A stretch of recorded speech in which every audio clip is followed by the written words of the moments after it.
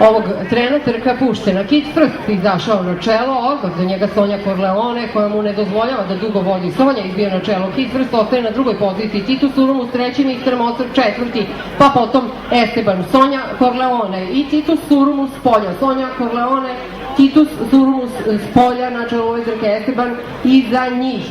I dalje bez promene na čelu ove trke i dalje Sonja Corleone napada Titus Surumus, Mr. Mozart i Esteban drže treće i četvrto mesto, Kika Vujković i Kit Frst pali na petu poziciju, Sonja Corleone, pa potom Titus Surumus, pa iza njih su Mr. Mozart i Esteban i dalje Sonja Corleone na čelu ove trke, odmah uz nju i Titus Surumus iz Špaleći sa Mićom Stanarevićem u sedlu, iza njih su Mr. Mozart i Vroško je sada krenuo, pa bližimo se ciljnom pravcu, još 30 metara ostalo do cilja, Sonja Corleone, Titus Surumus, polja Vroš, tu je i da li ima snage da nešto promeni u završnici ove trke. Vroš sada prelazi Titusa, Vroš možda ugrožava i vodeću poziciju Sonja Corleone, ali Mr. Mozart s polja neće stići da uhvati ili je možda